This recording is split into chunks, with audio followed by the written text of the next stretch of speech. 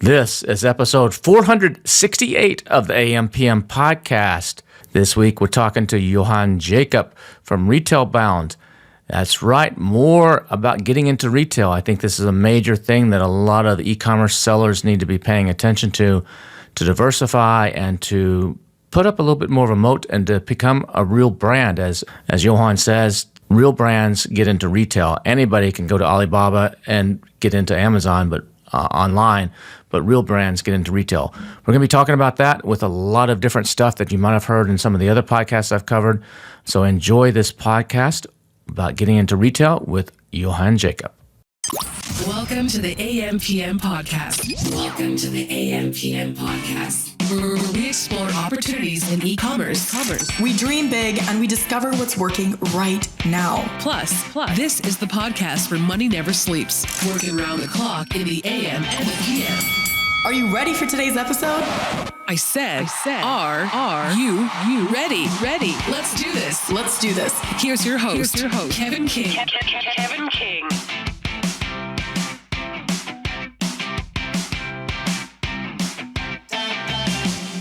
Welcome to the AM/PM podcast, Johann Jacob. How are you doing, man?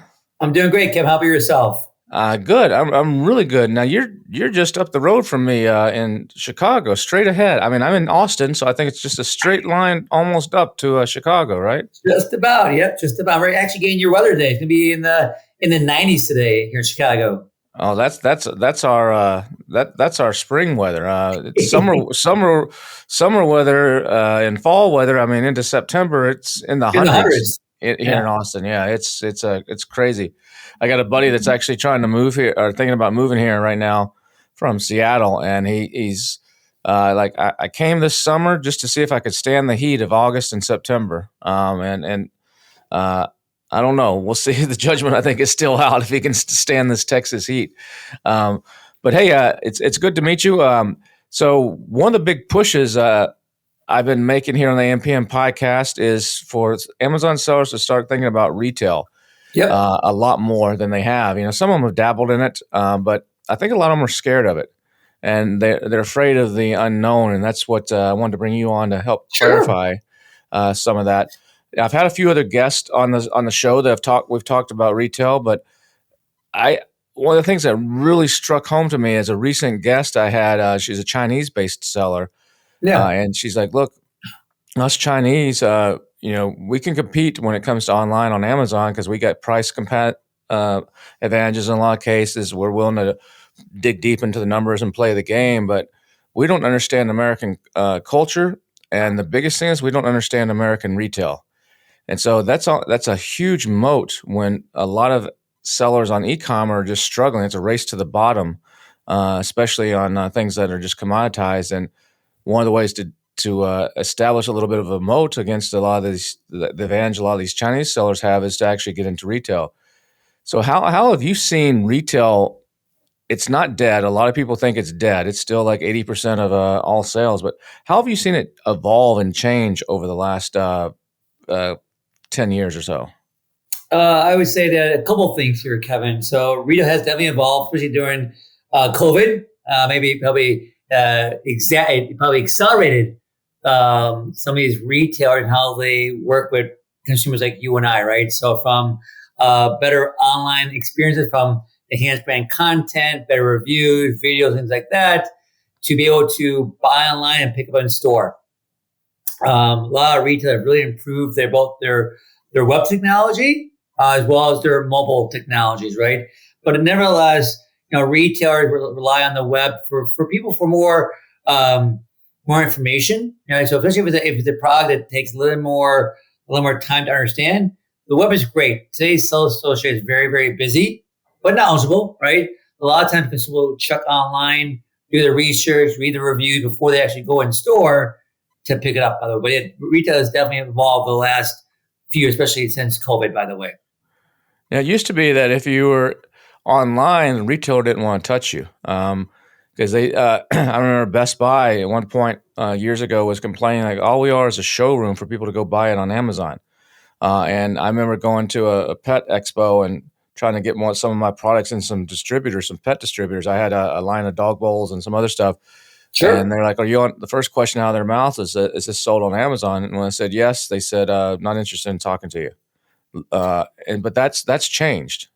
It has changed. Honestly, if you're a 1P, I would say many retailers like a Home Depot or Best Buy will say, probably interested if you're a 3P and you can control both the inventory and the promotional price. There's interest. We've had discussions with our retailers and how our clients approach Amazon and their philosophies, right? As long as the retailers and Amazon are on the same level playing field, we're all good, right?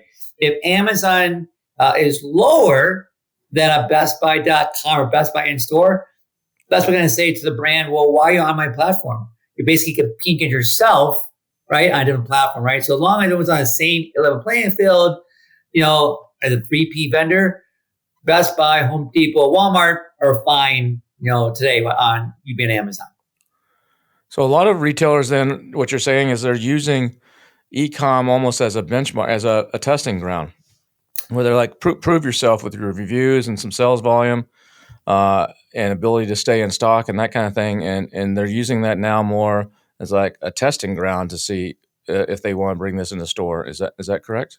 So there's many different paths into retail, right? I would say about a small bunch of our clients come from crowdfunding, Kickstarter, Indiegogo, raise capital, and then they go into maybe D2C like Shopify / Amazon, and then retail. That's the typical path for many of our brands.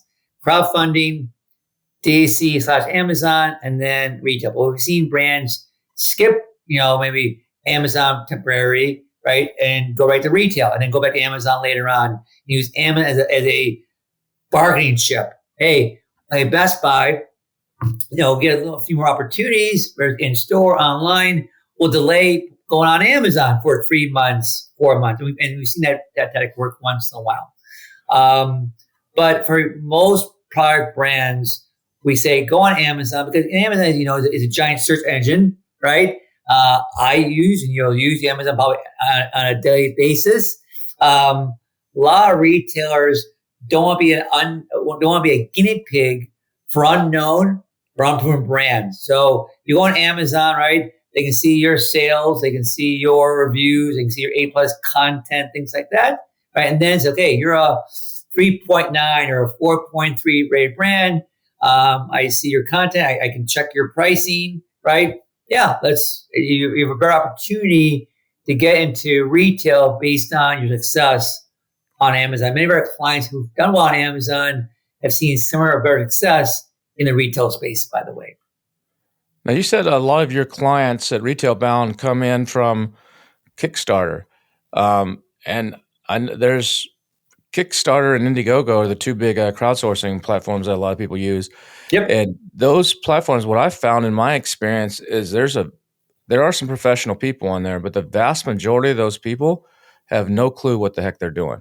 Correct. And they have a good idea and they create a prototype and they go through that, but they have no idea about the manufacturing side or logistical side of things. And I had a product that I waited 7 years for off of Kickstarter, literally 7 years. Really? Wow. That's a very long 7 years. And I think I probably ordered 4 or 5 off of there.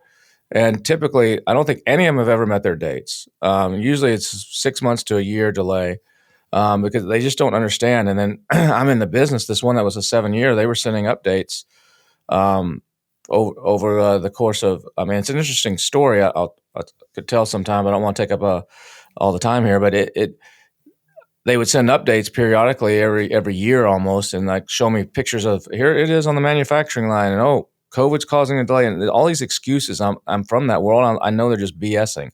But they ended up changing their entire business model and a product that I paid for about $500 for in total on Kickstarter became a $10,000 product.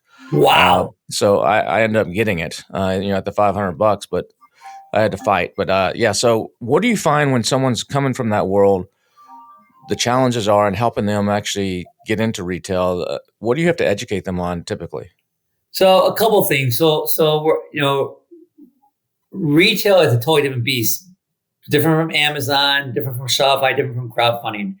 I tell brands that come from crowdfunding where they sold 200 units or 20,000 units, it's just a number, right? It's like my daughter who's 17. She's applying for colleges in the fall. The ACT, SAT, just a number, right? It's one of many things colleges use to accept students or not, right? Same for large retailers like a Best Buy, Target, and Walmart. That if you're on crowdfunding or Amazon or Shopify, the sales are KPIs like returns and reviews are just things they consider as part of the overall decision-making process where you get into retail or not, right? But I tell young brands on crowdfunding that that get into retail, it's a marathon, not a sprint, right? And there's certain things you need to have in place before you talk to retail, like pricing. And, unlike Amazon or Kickstarter, where you're paying a commission, right, for success. In retail, as you know, Kevin, it's a buy-sell relationship. So Best Buy or PetSmart or Walmart, Target, buy for a cost of X, sell for Y, and the difference is what they take to the bank, right? That's one of the biggest things I think we have to console sellers is, hey, it's margin they take to the bank. They don't take commissions to the bank, right?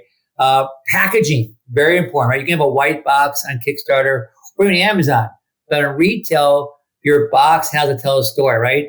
4-color, it can't be just a hero shot. You gotta tell a story, right? That's another thing that a lot of sellers, whether it's crowdfunding or Amazon, are unaware of, right?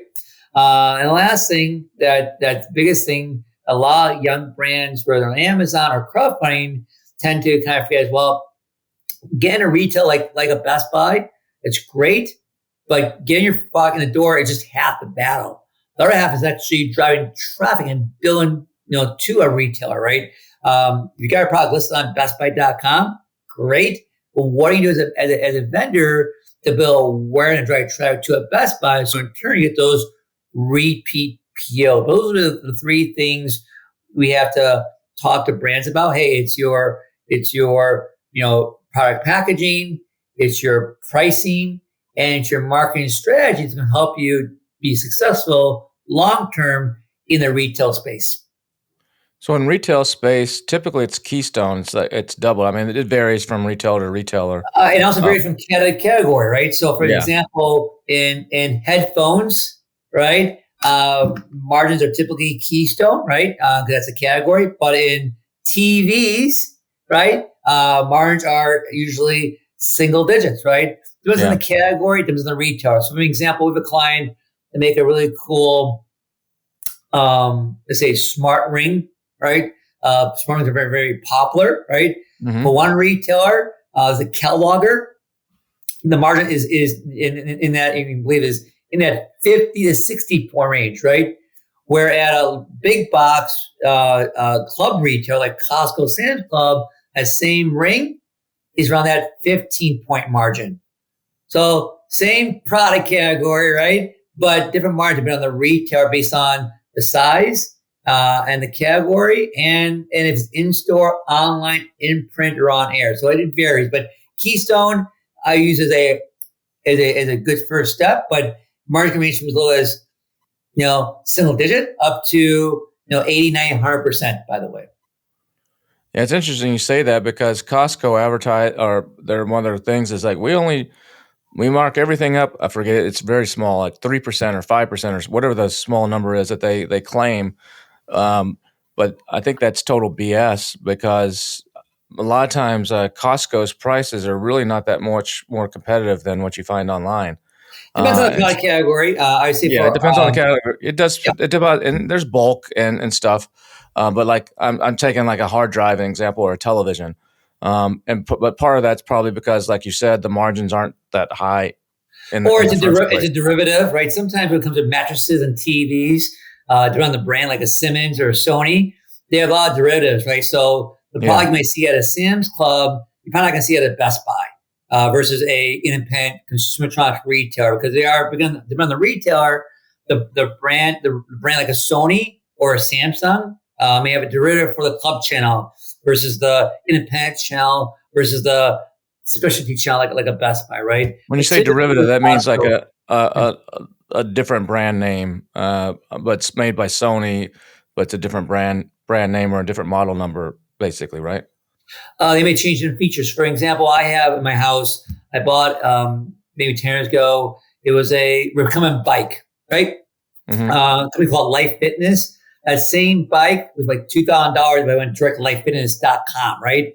Costco offers the same bike, different color, and instead of having 10 programs, it had 5, right? And I paid maybe $1,200. Like, all I really need is manual. I don't care about, hills and random, right? And yeah, I saved $800 by going to Costco on literally the same bike, just, few less features, right?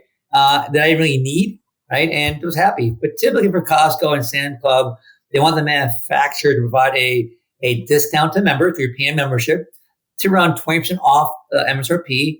And then margin usually in that 15, 18 point range. Many brands we work with have a MAP program. So to go around that MAP program with a Costco or Sam's Club, we'll do a bundle, right? So maybe it's that smartwatch with an extra band. So it's the same price that you see at Best Buy, but there's an extra 2 or 3 watch bands to offset that same price you buy at Best Buy, I guess. So that's an important thing that a lot of people probably don't realize is that if you're selling something, let's say on Amazon, it's 6 units in, say it's glassware, and they come as a set of 6. Sometimes because people don't, these retailers don't necessarily want people using their phones scanning and doing price comparisons. So you do a derivative, like you said, where it might be only 5 glasses in there instead of 6, or it might be the glasses are an inch taller. 2 ounces more or something. And so that's something you got to take into consideration, where you may have to adjust your molding or your product specs for some of these retailers. If you can afford it. Some brands are too small to offer a derivative, have multiple SKUs to match in inventory, right? But we tell brands that, especially ones who come from more D2C, majority of the business is on their website. They do a lot of Facebook and Google ads, right? And they're always doing promotions, right? In retail, right? They can't even promote every single day, right? It doesn't make sense financially, right? So what are the key times, right? So for some of our clients to avoid competing themselves with their retail partners is offer a derivative. So these 3 SKUs offer retail only and Amazon, and these 5 SKUs are for our website where we can promote and drive traffic, and there's no conflict of interest between our partners and our website, by the way. Yeah, Amazon actually punishes you for actually selling the same product cheaper somewhere else. So they take the buy box away, so that helps avoid some of those issues as well. So what does it mean to be retail ready? So retail ready is a couple of different things. We talked about earlier that you need product packaging, right? That's really important because your packaging is your best sales. As you said earlier in the podcast, Kevin, 80% in the U.S. it's in the 70s. In Canada, it's a little higher, like in 80s. That people buy in store. I happened to go on Costco to go buy those pair of headphones. Saw a great deal on a hard drive. I bought them, right? I wasn't expecting to buy a hard drive, but in the store and saw this great display from Seagate, digital, and I bought it, right? So powder packaging is probably one of the first things in getting ready for retail. Second thing is pricing, right? Again, unlike Amazon or other marketplaces, retailer is a buy-sell relationship where it's 50% margin or 80% margin, having the pricing ready to go. Having logistics figured out. You can't ship. We said some brands, well, can we ship our products from Amazon to Best Buy? Can't do that, right? So you need a 3PL, right, to ship, to a Best Buy, a Target, or a Walmart, or use a distributor in between. But you can't ship stuff from FBA, right, to a Best Buy or a Target. Totally confuse them. And then finally, the other thing, again, ready for retail is having a marketing plan to build awareness and drive traffic to that retail partner, whether it's Home Depot, Best Buy, or Target. Those are the things that we ask our clients to look at and we help them with before they start knocking on doors with a Best Buy, a Target, or a Home Depot as an example. So when you say that the seller, the brand has to drive traffic, what does that really mean? Does that mean if you're in a test of test stores and say, I don't know, the Carolinas, South and North Carolina, Sure. and you're in 100 different stores as a test, that you should be buying social media ads in that area and targeting and say, hey, now available at Target, or running little TV ads that you can run on like Roku and stuff like that, or going out to your list. What does that mean to help support that? It could be a bunch of different things. Some of them are very expensive for a store test, right? So let's say you were in a 200 store test with CVS on the East Coast, right? So obviously, if you're on the end cap as a test, maybe you're doing a promotion at key times, right? So someone's in the store, it's $19.99 on sale for $9.99, save half off. Okay, so do running promotions at key times is by the most basic that we tell brands to do. Second, so that promotion, though, just to clarify, that promotion, not you running it, that's you doing co-op advertising with them and giving them credits or paying advertising on the back end, dollars. the whole margin, yeah. So they're $19.99, and you put it on sale for $9.99 for that particular week, right? You give them a credit on the back end to hold their margin at that whatever percentage you negotiate. So they're at 40 points of margin at $8.99. They give you 40 points of margin at $9.99, and you give them a credit. So at $10, maybe you give them like a $4 credit or a $6 credit to hold their margin. But it's only on net sales, right? Not returns, right? Net sales. So if we only sold, 10 pieces, right? And you said, I'm gonna give you $4 each, right? You give them $40, right? So pretty simple math, right? So that's the basic. Second is adding a dealer locator on your website. Hey, we're at CVS, right? A lot of people try and track their website. Hey, where to buy page. That's another I call low-hanging fruit, right? Those are probably the two basic things. Third thing could be training, right? Training a sales associate. If your product's a little more complex than an iPhone case or a water bottle, right? See if you can participate in some training with a sales associate, right? Whether it's online or in person, probably online, and then some kind of spiff or sales contest to motivate the sales to push your product during that time frame. Other things, social media, that helps. We're doing posts. And then if you have a peer agency, try and get involved in like where it's CNET, TechCrunch, ABC News, right? Those are the things that are a client. Buying TV spots, it's very expensive. I would say definitely social, promotions, training are probably the three things our clients do to try traffic during that 10-week or 12-week test, by the way. What percentage of the product would you recommend people set aside as a budget for that? 10%, 20% of your, or does it just depend? Great question. So when we do with our clients, before we even start talking to retail, we do what we call price modeling to make sure, hey, that there's enough money in the till, both retailers, distributors, and of course the manufacturer, right? So when it comes to marketing, simply for on the category and the retailer, we start around 20%. That's the number we use, right? For year one, right? And it includes, promotions, marketing levers that retail might include like paid ads, email blasts, paid reviews, things like that. Sales training, right? Around 20%. In year one. In year that's 20% of my wholesale price, right? Yes. Okay. Right. You kind of budget that in there, right? And then as your product becomes more familiar with customers and sales associates, that 20% becomes less, right? Because now you're more well known with the customers. They know they expect to buy your product at this retailer. Sales associates have sold your product, have done a lot of attaboys from the customers. So in year 2 and beyond, that percentage grows. The number may be bigger at your growing business, but the percentage of sales or percentage of cost is much less. So for example, Samsung, they were a vendor of mine back in the late 90s. Samsung back then was I call a relative child to LG, right? It wasn't the first brand you would choose when buying a electronic product. It'd be like your third or fourth product after a Sony or a Panasonic. Samsung spent a lot of money in marketing in the late 90s, early 2000s in building their brand, building their quality of their product, right? Today, Samsung, while it's a large number, the percentage of sales they contribute to retail is in the low single digits, where almost 30 years ago, is probably 25 to 30% of their cost, by the way, towards marketing. So let's talk a little bit more about how to price the product. So I think that may, in online, we say you need a 5 to 7x your landed cost, basically. So if you land something for $2, you need to be selling it for 10 to 14 at a minimum.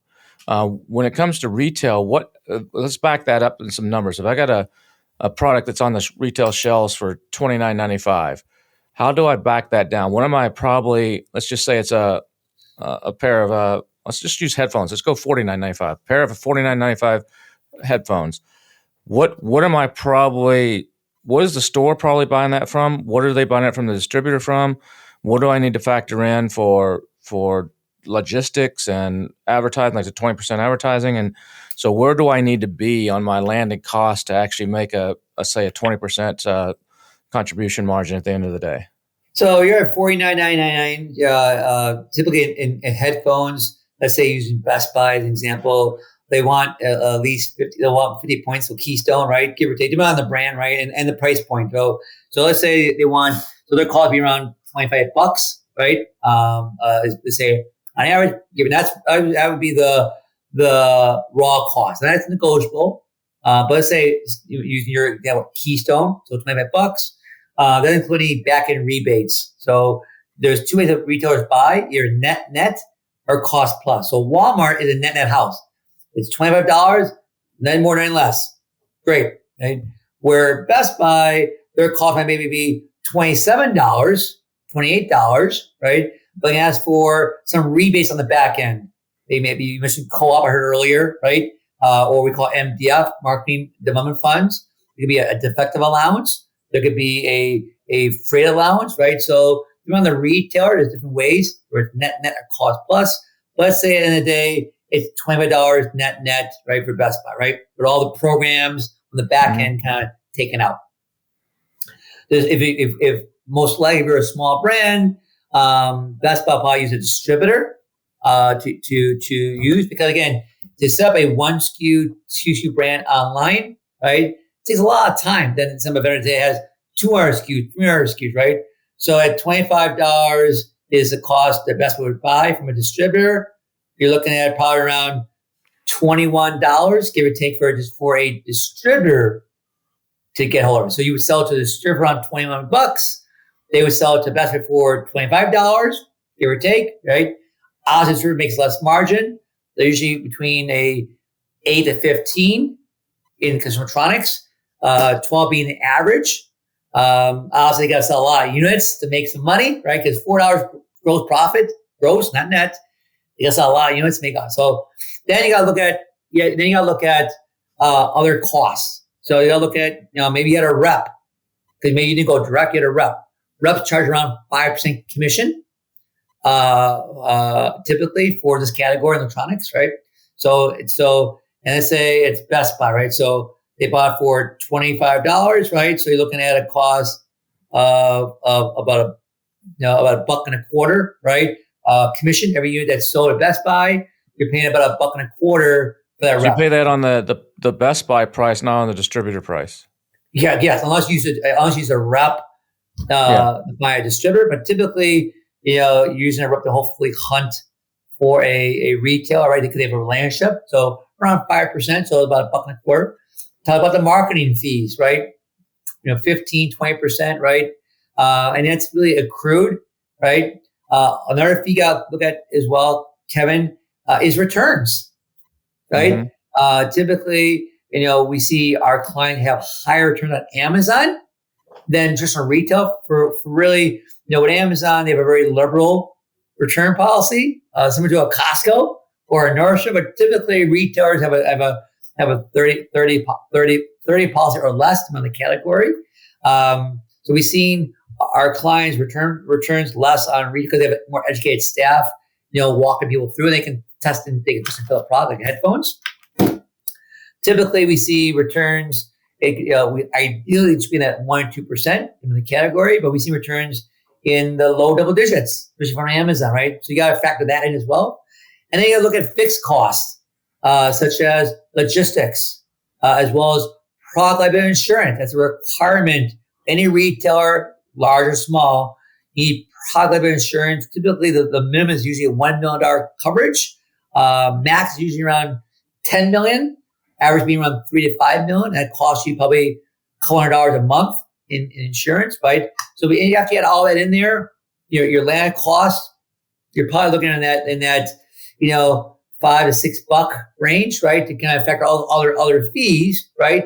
To give you that 30%, 25% gross profit. So, an example, I have a client that makes a very thin wallet. You might see on Amazon, right? Yeah. They have a wallet that sells for like $69.99, right? We had all the fees I just talked about. Their landed cost in the U.S. is around $7, by the way, $7-8.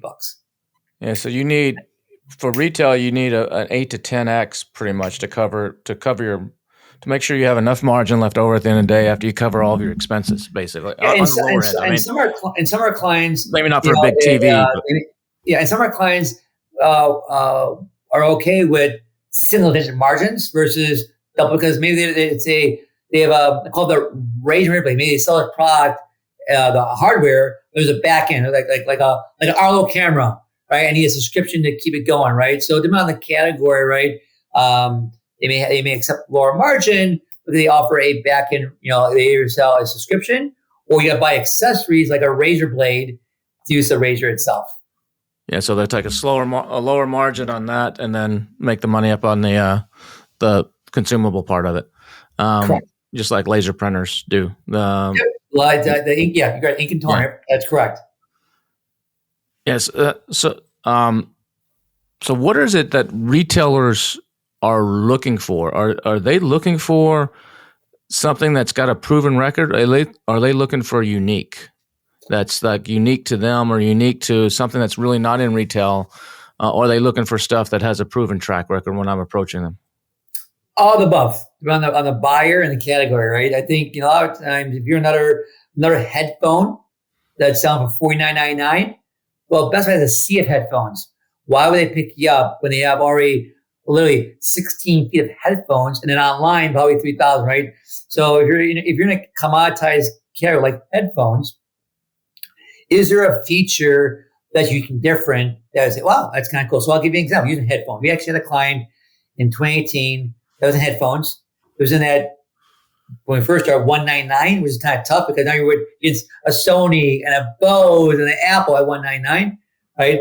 But they had a feature that was kind of cool in their first gen and beyond that basically did a hearing test of your left ear and your right ear. Their personalized technology. That's why that was kind of cool. I'll say eventually by the time we get the second gen, it was at $149, right? It was cool. That's why I loved it. They actually put it in about 320 stores as a test and did very well. Because again, while it's a headphone and very saturated, there's something different, something unique, right? So a lot of our clients are retail bound, Kevin, are your first to market, or they've taken a category like a wallet, been around for a long time, add a feature that no one else has, right? And again, retail are looking for something that's different, unique, and try to their stores. Really, if you're the lowest price headphone, you need to make an appointment. But retail bar looking for products that have some sales, good reviews, has some cool, unique features that a retail can boast and brag about, and find that there's a campaign to build awareness to drive traffic to that retailer, like a Best Buy or a Home Depot. So walk me through the process of actually talking to one of these buyers, with your company or if I'm doing it directly. So I'm knocking on the door, or you guys on behalf of your clients are knocking on the door. And what is that door knock? Is it a phone call? Is that here's a one sheet and a sample, here's a little gift package. And then once the buyer says, okay, I'm interested, tell me more, what happens next? Is it a phone call? Is it go to Bentonville with Walmart and sit down and make a presentation? And what do I need to have prepared for this whole process? So for us, typically it's a phone call or an email to the buyer, or using our rep to open a door, right? It's typically a phone call or an email, maybe with a sales sheet and some information like, hey, they were on Kickstarter, they're on Amazon, read the review, something that they're featured on Good Morning America today, right? They kind of whet the buyer's appetite. Okay, kind of cool, right? Once there's interest, we have that, we do the demo where it's, maybe it's a first date via a Zoom call. COVID's definitely changed. Nowadays, you would go in person, meet with Walmart Bentonville. Then the first date, maybe it's a Zoom call. And then maybe a second date, maybe you're in person in Bentonville, or you're shipping a physical sample to Walmart's office to review and test, right? But yeah, it's definitely changed since COVID. But yeah, it's typically a phone call or email, the sell sheet, and some other stuff to kind of whet the buyer appetite. Then you get the goal is to get do a demo of your product. The second goal of that is to actually get a sample out to the buyer to play and test with, and hopefully between the buyer and his or her decision making process, hopefully you get an opportunity to get an online or in-store test before bigger things roll down the road. But typically it's a phone call or email with a sell sheet and some tidbits. Next thing is to get a product in front of the buyer to play and test. And hopefully if there's interest, then you do the negotiation, the song and dance. So if this means that if I'm a Kickstarter or I'm a new product, if I don't have the product yet, I'm either using prototypes to actually try to get in the door, or I wouldn't do that. I wouldn't. I've already done my first production run of stuff, and I'm taking it from there. And that's why many brands do, like I mentioned earlier, crowdfunding first, DTC, Amazon second, and reach. Because again, Walmart wouldn't want to touch this crowdfunding brand until you've already shipped the backers, you got some feedback, right? And you've made some adjustments, right? And then, like we talked about earlier, you have some pricing, you have packaging, you have logistics, you have marketing figured out. So typically, when it comes to crowdfunding, it's a little longer of a time frame before they start talking to retailers. Now that's for newer people, but if you're an established brand, they may take your next product or something without you having to have to go through this whole process, right? I mean, Nintendo is not sending samples of the Switch. You've been selling Amazon for 10 years, right? Dog bowls, you mentioned, right? Or dog products, right? You're trying to sell Petco and PetSmart, right? So you have a sales history, right? And you want to launch some products, right? You get me with Walmart or Sam's Club with the pet team, and kind of show them your products, show them your track record, show them reviews, right? Show them your community, right? With the hope for the goal of getting into online in store in the near future, by the way. And in each retailer, by the way, each buying category has different buying cycles. So in categories like dog bowls, there's not a lot of new tech every year. It might be every few years when a buyer wants to switch out new product or new vendors. Where in cosmetics, where the tech changes on a weekly or daily basis, you'll see a lot more transitions. Depending on the category and the retailer, you might see one or many transitions. Does that make sense, David? Yeah. Kevin? Yes, that's interesting. So depending on your product, you may be waiting a while before they do a line review, or what do they call that? Is it a line review? Yeah, line review, category review. Yeah, for that. And so then basically, usually for you to get in, someone else has got to go. Well, it depends. It depends on the category. Again, there's a lot of what ifs. So let's say it's a category that's growing, right? They want to add suppliers, right? So if it's a category that's declining or flat, you have to do a really good job of convincing the buyer why do they need to replace brand A with your brand. It takes a lot of work. Online is one thing, but in store, it takes a lot of work to replace a vendor, right? Unless the vendor's doing a bad job, right? So you got to tell the story why. So maybe your product has better margin. Maybe you can replace 2 or 3 vendors with your assortment. Maybe a better marketing program, better social following, right? If you're going to try to replace an incumbent that's already there on the floor. By the way, and you said earlier to leave a 2 to 3% allowance. It depends on the category, but a 2 to 3% allowance for returns when you're running your numbers. And depending on the category, depending on the category, Kevin, some product you don't want back, right? So maybe you say, because when you negotiate with a retailer, if they're returned, there'll always be returns. Do you want it sent back to you where you're paying the return freight? Or do you want to offer a defective allowance where it's destroyed in field, right? So again, there's a lot of what ifs when developing your pricing model for like a Walmart or a Target, by the way. Yeah, that's what I was going to say is a lot of times I think a lot of people don't realize that returns actually aren't sent back to you. That a lot of times it's like, I sell calendars at retail, wall calendars and stuff, and it's just used to be in the old days, it's like they tear off the cover and just send you the covers back instead of the whole thing, just to reduce the weight Sure. but now it's just trust. It's like, yep, we didn't sell this many. We're like, you sure about that? That's it's a trust thing. Or I just recently I bought a humidor, a cigar humidor. It's like $700, and they don't want to mess with getting that thing back. So they just said, take a picture of the serial number, peel off the sticker, and cut the cord is what they told me to do. Cut the power cord in half and send them a picture of that, and that's considered the return. And it's up to me to dispose it. But the manufacturer, they're just eating whatever their cost is, and it's just not worth getting it back. But what if I get into stores and I tank? So they end up pulling me. What's the best way to do liquidation when it comes to retail? So if by chance you get in retail it would say, let's do the store test. It's easier. It says 200 stores didn't really hit the KPIs that you and the buyer kind of mutually agreed upon, right? What do?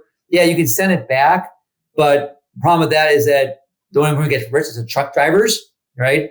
The product you do get back may not be sellable, right? May not be your product, might be a competitor's product or something, a totally different category. But typically, we tell our clients, if you're in a situation where you did a store test or you're throughout and didn't hit the goal, you either need to get rid of it. Typically, we call markdown money or do a promotion to try to sell through what they have versus trying to take it back. You want because once you try to send it back, you won't get it all back, and it'd be not sellable. So typically, you have a budget set aside to either mark down the product, right, or to help them sell through, and that way it's a clean transition between you and the retailer. What about seasonal products? A lot of times, seasonal products have, after the season, the retailer ends up discounting them and just get rid of them, whether that be Christmas products or Easter products or whatever. And a lot of people don't realize that oftentimes, depends on your contract, but oftentimes you have shared markdowns. So if the original price was $20 and they lower it to $10 just to get it out the door, they're not paying you the original wholesale agreement price. They're paying you now half of what they were paying before. So when you're working with a retailer, we tell our clients, before you present a cost to a Walmart or a Target, we also got to plan what the exit strategy may be, where it's a seasonal product or probably going to be there in the store for 2-3 years, right? What is your exit strategy, right?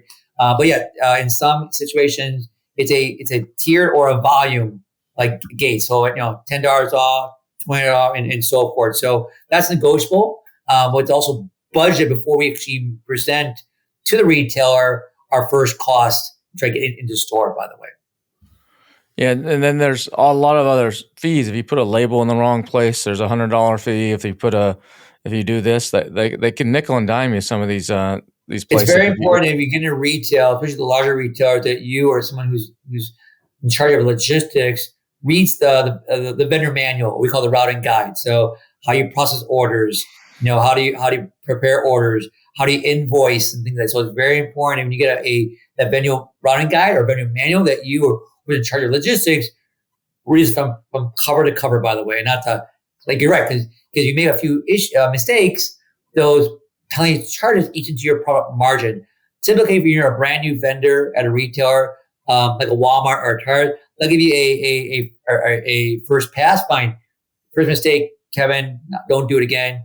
Do it again, I will definitely check. Remember, those penalty charges, the buyer doesn't get it. It goes into the vendor compliance department. If you're going to give away money, I, the buyer, want that money for marketing and give it to a different department at my company for vendor compliance. So obviously, the buyer will try to help you and work with you, but it's really important you read the vendor manual and make sure you know how to process and prepare orders to ship to a retailer.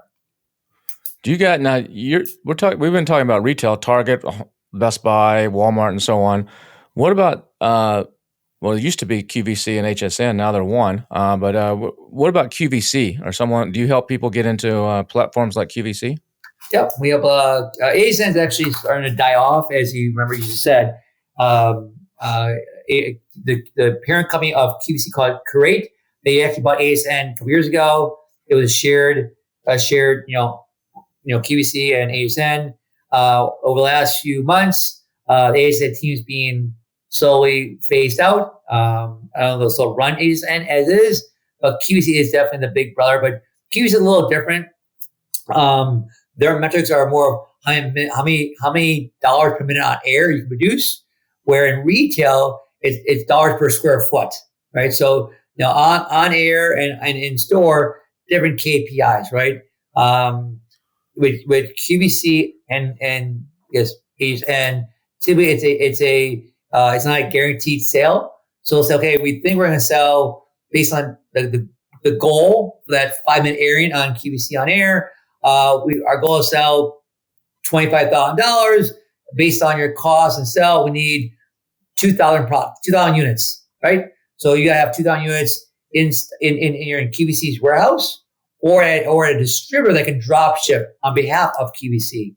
Let's say they only sell 500 units. Okay, it was a success, right? You have to either buy back the inventory from QVC's warehouse, or if you're a distributor, you sell the remaining 200 units to other retailers like a Target, Best Buy. The only cost, we like QVC because for products that need to be demonstrated, like a headphone, right? It's a little more complex versus an iPhone case. We like that we have a video, a commercial that we can show other retailers, right? And the costs, while the margin is a little high, the really only cost up front, including the inventory, is paying for the on-air talent, right? The TV host. And typically the cost for a TV host is typically between $500 to $800 for someone to be a professional spokesperson for your 5 or 8 minute airing on QVC. And they get a commission too off of that too, right? Or is it just a flat fee? No, just flat fee. They're your TV host. They're out there. They're professional. They've been trained, right? And they're out there, but they don't get a commission. The margin would go to QVC, and they do have a very small back end rebate. But typically, the upfront cost, other than the inventory you got to set aside, is the on air host to publicize your product on air. Now let's talk about money. Talk about getting paid first, and then how to actually finance some PO. So a lot of these retailers pay on a net 60 or net 90 term. Sometimes in some seasonal products, I mean, like Calendar Club, for example, is someone I sell to. I just literally in June of this year got paid my final payment for a shipment I made in August of last year. So it's almost a full year cycle before I'm completely whole on a purchase order. And now they make a initial payment in December based on a certain percentage of sell through. Sure. And then your cleanup, I call it the cleanup payment, comes in. It's supposed to come in end of April 30th per their contract, but they never pay on April 30th. They drag their feet and pay whenever they feel like it. And that's typical for a lot of retailers. I mean, some are very, very good and very, very on time, but you got to be prepared to be waiting for your money for a while. And it depends. The retail we work with, like the Best Buys, the Apples, the Costco's, the QVCs, we really have to chase them down for a payment. Obviously, the product's not selling well. Then maybe a little slower, but typically payment term range from net 30 to net 90, 60 being the average. Some retailers offer payment discounts like 1% 10 net 30, meaning they pay your invoice in 10 days or less. They get some 1% off, or it's 2% 10 net 60, or 2% 30 net 60. I apologize. The only retail we work with that have net 90 terms is QVC. They just recently changed. But majority of the bigger retail are usually 60 days, and the more the regional retail or smaller retail are usually 30-day terms, by the way. What about with distributors? If you're selling to a distributor, or is the distributor, if I sell to a distributor, I'm selling to them, they're paying me, or they're paying, or the up the chain is paying me where they sell. They're paying you, but they obviously, so typically the distributor terms are usually 60 to 75 days because obviously they're waiting to get payment from their retail. But again, they're pretty good at managing their money, right? So, typically your term to a distributor is usually around, it wouldn't be upside. That would be, hey, it's 30 terms to the distributor and 60 for the retailer, right? That's upside down, right? But typically distributors are usually 60 days, give or take. Some distributors and retailers, by the way, will use consignment as a term. Consignment, for people who don't know what it is, you only get paid what gets sold through, right? Payment terms are a little less. So let's say Staples, they're known for in store for smaller brands to do consignment. If you're a stock vendor, typical consignment it was 60 days. If you're a consigned vendor, it's usually 30 days. So that means, let's say they bought $10,000 worth of inventory at Staples and you're a consigned vendor. They only sold like $100 the month of June. You'll get paid $100 in 30 days from now. Versus if you're a stock vendor, you get paid that $10,000 in 60 days from now. Whether they sold it all or not. Yeah. Correct. So what about, what about how am I funding my POs? Do I need to have a rich uncle or a good bank? If you let me know. Because if it's a 2 months, say, manufacturing process, a 1 month on the water process, some other logistics, and then I'm not getting paid for 60 to 90 days in most cases. I'm floating a bunch of money. I mean, it comes in tranches, but I'm floating a bunch of money for potentially 9 months to a year. Could be, yeah. Depending on the category and the volume. So many of our clients, we start small, right? We treat our clients like our money. So typically it'd be more smaller regional retailers, online, in print, even on air, and let's make sure things are happening before you scale up bigger opportunities. So one, your sales are consistent, not up and down. Your supply chain is bulletproof, and you're getting paid on time. And once those things are happening, Kevin, then it makes sense to scale up. For many brands we work with, it's all domestic. We don't do anything. We don't import. So that retail like Home Depot, Lowe's, Walmart, Target, they're buying from the client's warehouse here in the U.S. Right? Maybe it's a case pack. Maybe it's a pallet.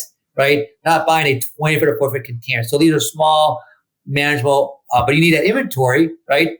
That's in your warehouse, right? If you got a large PO I'm going to be in store in fall 2025 or winter 2026, and it's $250,000, more money you might have in our piggy bank. There are ways you can get financed. One, many large banks will help finance if it's a well-known REIT like a Walmart or a Target. There are companies that can factor your purchase order for a percentage, right? Or if you have a rich uncle or rich grandma, maybe they can also. But there's ways you can get financing for that PO if it's a well-known REIT. If it's a small retailer, it's like $2,000, you reach on your own. But if it's a well-known retailer like a Target and it's a $100,000 PO or it's a $1 million PO, there are ways to get financing for that purchase, or you hold the bill for 6 to 9 months, by the way. So besides the big distributors and going direct to these big boys, what about all the mom and pop stores, all the little gift shops and the tourist areas and stuff, and websites like Fair and other things like that? What are some other options to get into those type of things? Do you need a sales force and a sales team to go out there? No, it's a lot of work. I mean, you're not gonna get a rep interested in selling to a small mom and pop, on commission. Typically, your best bet on those smaller retailers is, you mentioned Fair, is one site. Maybe it's a trade show that you exhibit at that you can find some more small mom and pops. Or it's a distributor. Typically, it's the 80-20 rule, right? So a lot of our clients are the bigger retailers. They're working direct with our help, right?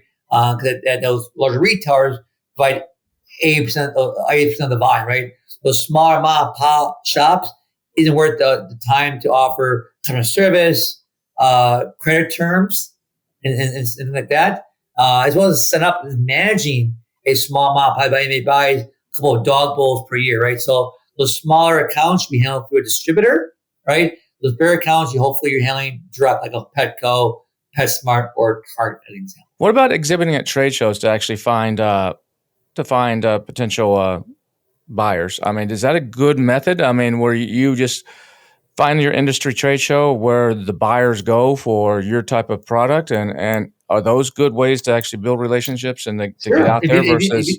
If you have a read-to-bound in your corner, trade shows are a great way. It's expensive, but it's a great way to find potential partners to work with, right? Retailers to work with.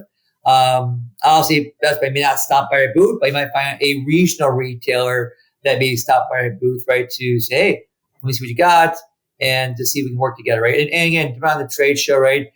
Good way of just networking and building relationships, right? But trade shows are a nice way, and since 2020, they're slowly coming back. They're not fully back before COVID, right? But trade shows are slowly coming back since the COVID days.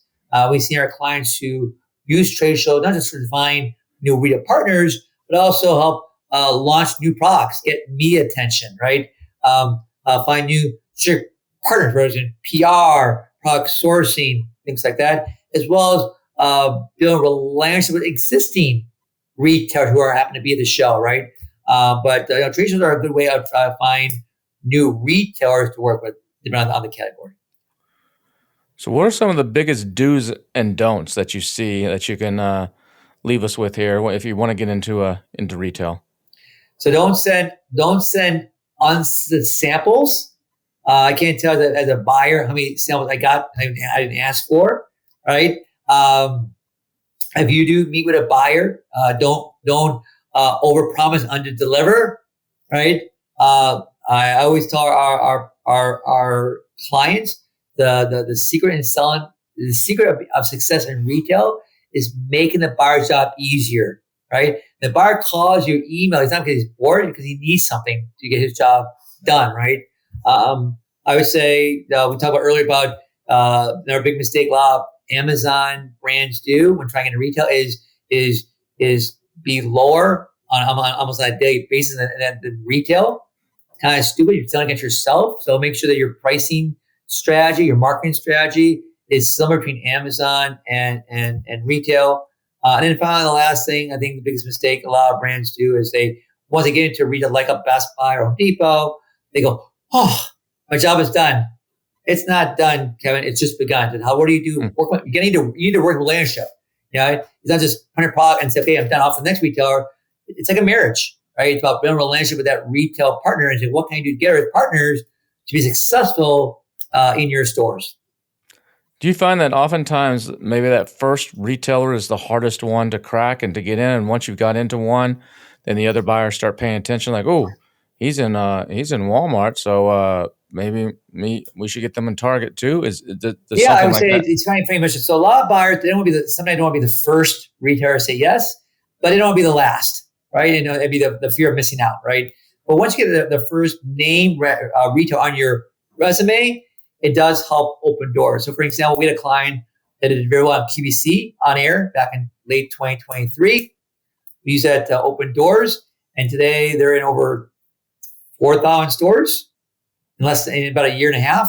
In where it's the military, specialty, mass, right? But yeah, QVC got it on air, did very well. Used the KPIs and of course the video to showcase other buyers like a Best Buy, a Verizon, a Walmart, a Dick's Sporting Goods, and it started to snowball. But yeah, once you get your first retailer, it does help discussions with other retailers down the road. What do you have any examples of just someone listening that maybe they're sitting here, they've been selling Amazon for the last 5 years, they're doing all right, they're doing a couple million, let's say a year on Amazon. If they go into retail and they have success, what do you think they could do to the numbers? Is it fair for them to say, I might be able to double my sales to 4 million a year because I'm in retail, to 6 million, to just add a little bit? I know it varies by category. There's a lot. It's hard to say because it depends on, do you have a team like Readabound that's managing the relationship with the retailer? Are you doing promotion to keep time? Are you building awareness? what's your competition doing? So it's hard to say if you get in retail, maybe 2 times, 10 times. I would say a third of clients who are in retail and Amazon, but they're going the wrong direction, right? Because no one's really managing the ship. They hire us to kind of get them back on the track, right? Other clients have done well on Amazon and looking to not rely on Amazon only. Maybe they're a sole source of income, right? They want to, put their eggs in other baskets and be in brick and mortar, be in Kellogg, be on air, and be more, as a brand. Because again, getting on Amazon is great. That's awesome, right? When you get into a retail like a Best Buy or Target, it does 2 things. One, it exposes your company to customers that wouldn't find you. Look at Amazon, on the category, it'd be 100 pages to find that iPhone case or that headphone. Where in Best Buy in store, was still a large number. It's not thousands and thousands of listings, right? It's a more creative assortment, right? But 2, getting it in store at a Best Buy or a Walmart gives you street cred, or it seems that you're a brand, right? And you and I can go to China, get a product, put it on Amazon. Are we a brand? That's going to be debatable. But when we get it in store at a Walmart or a Best Buy, you can probably say the latter, that we are a brand, because Best Buy or Walmart, they want to buy brands for their customers to shop. So if I do want some help and I want some guidance, and this is something I want to explore, how do I reach out and to you guys and work with you? Sure. So our website is retailbound.com. We run for about 17, 18 years, and we are a full-service retail solutions agency that helps internet brands like yours scale retail. They have the time, they have the experience, they're not local to the U.S., or they don't have the connections in place. And our job is being an interim solution. So our job is to work with a client for X number of time, get them launched, get them growing, and then basically turn the keys over to them to take over someday in the future. Awesome. Well, this has been great. I really appreciate you coming on and sharing, Johan. This has been awesome. Sure. I appreciate your time here, Kevin. So if you want to get into retail and you want to do this yourself, you can do that. But I recommend actually going with someone that does this day in, day out, has all the relationships. But if you do just decide to do it yourself, one of the best ways is probably to start small. Don't try to go after Target or Home Depot or Best Buy in the initial, because from the buyer side, they've seen it all. And you want to kind of hone your skills. So maybe go to a fair, go to the smaller retails, kind of perfect your pitch and perfect everything. Get a few little numbers coming in, even though they might be small. And then from there, go into the bigger guys. That could be a strategy. Another strategy is to actually subscribe to my newsletter, Billion Dollar Sellers. BillionDollarSellers.com is the address to get on the list. It's every Monday and Thursday, actionable tactical stuff for e-com and Amazon sellers. You're going to love it. It's totally free every Monday and Thursday, like I said. And speaking of Thursdays, every single Thursday, we're back here with another episode of the AM PM podcast. So I hope to see you again next week. In the meantime, have a great rest of your day and rest of your week. Take care.